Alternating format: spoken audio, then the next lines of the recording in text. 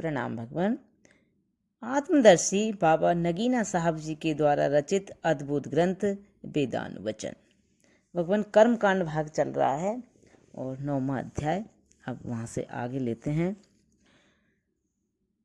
वेदों का तात्पर्य यह है कि ब्राह्मण दूसरों के लिए दलाल का संबंध रखता है। जिस तरह देहाती मनुष्य व्यापार नहीं कर सकता, बल्कि यदि वह खरीदना बेचना चाहे तो उसे चाहिए कि दलाल के द्वारा खरीदे बेचे, तब नुकसान नहीं उठावेगा। जिस तरह दलाल की दृष्टि यानी विश्वास पर देहाती आदमी का काम चलता है, उसी तरह यज्ञ करने वाले ब्राह्मण की दृष्टि पर यजमान को फल होता है। दृष्टि यानी विश्वास पर यजमान को फल होता है।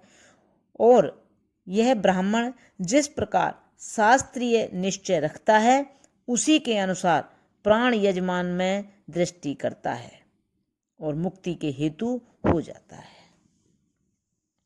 राजा जनक के दरबार में होता अश्वल नामक ब्राह्मण ने याज्ञवल्क्य ब्राह्मण मुनि से प्रश्न किया कि याज्ञवल्क्य, यह जो उद्गीत ब्राह्मण में मालूम हुआ है कि यजमान के इंद्रिय पापों के लग जाने के कारण मृत्यु से बद्ध हो रहे हैं, किस दृष्टि से मुक्त होते हैं?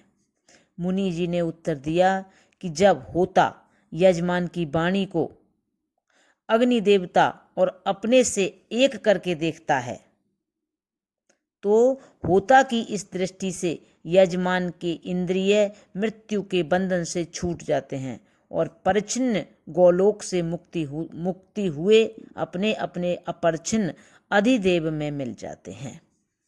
बुद्धिमान होता का यज्ञ में यह निश्चय या ध्यान होता है कि यजमान की वाणी वास्तव में होता है और यही वाणी वास्तव में अग्नि है और यही होता है। अतः उसकी यही दृष्टि यानी विश्वास यजमान को मुक्ति है।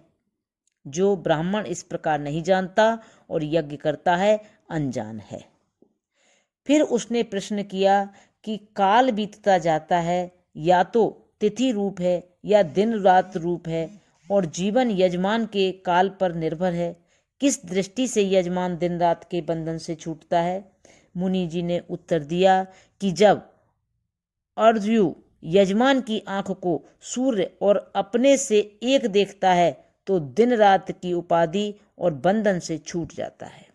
उसकी दृष्टि यूं होती है कि यजमान की आंख वास्तव में सूर्य है और यही यज्ञ का अर्धवर्यु है और यही दृष्टि उसकी मुक्ति है। फिर उसने प्रश्न किया कि तिथि रूप बंधन से यजमान की मुक्ति यज्ञ में किस तरह होती है?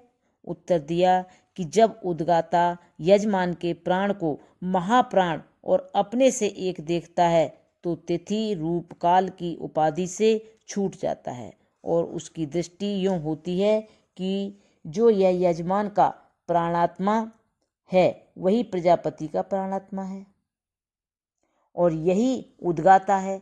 यही विश्वास उसकी मुक्ति है।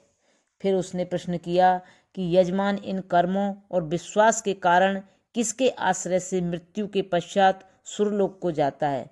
मुनि जी ने उत्तर दिया कि ब्रह्मा इसके मन को चंद्रमा से एक देखता है।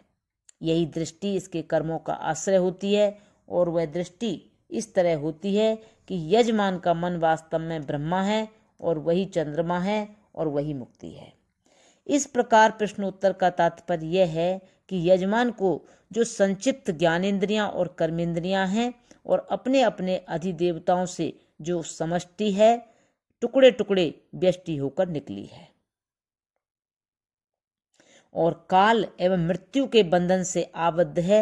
यज्ञ में ब्राह्मणों की इस दृष्टि से कि उनको वे अपने अपने निवास स्थान में एक कर देखते हैं और ईश्वरीय रसायन क्रिया कराते हैं, मृत्यु के पश्चात अंश से अंशी हो जाते हैं,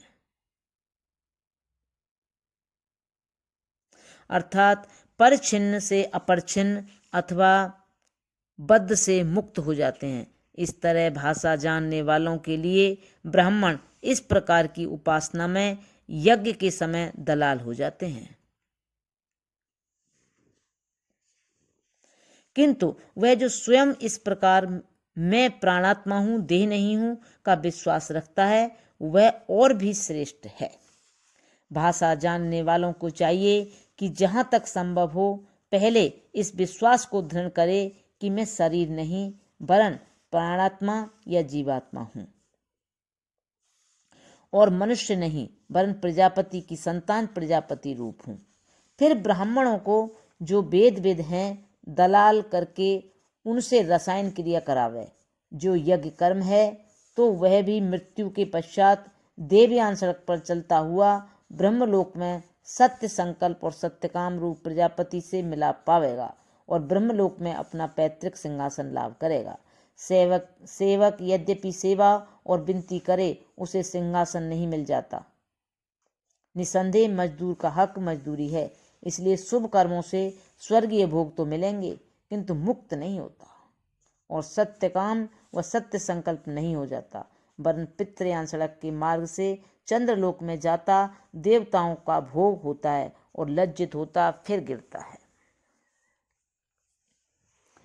अतः हे भाइयों, हम तो शूद्र नहीं वरन द्विजाति हैं, देहाभिमानी नहीं वरन आत्माभिमानी हैं, सेवक नहीं वरन ब्रह्मलोक के राजकुमार हैं।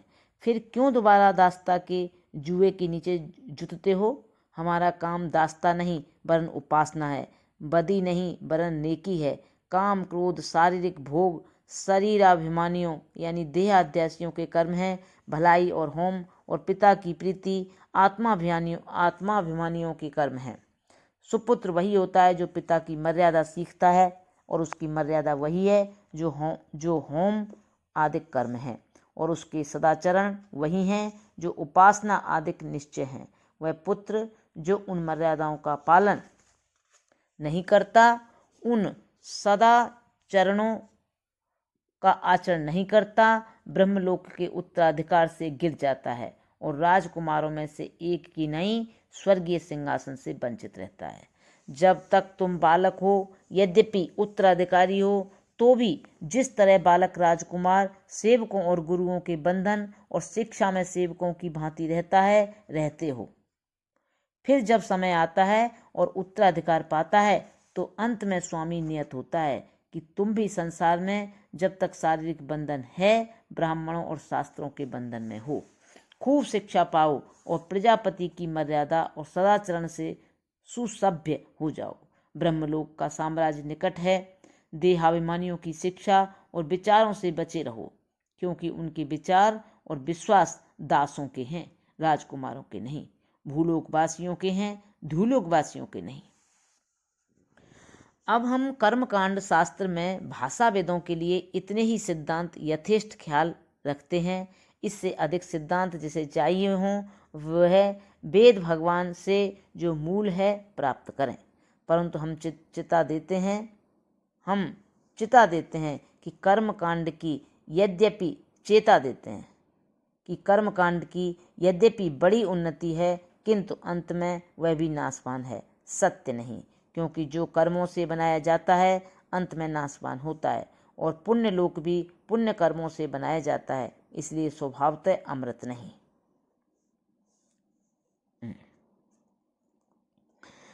चूंकि यह उन्नति नित्य और निजी नहीं, इस कारण वेद भगवान अंत में इसकी बड़ी निंदा करता है।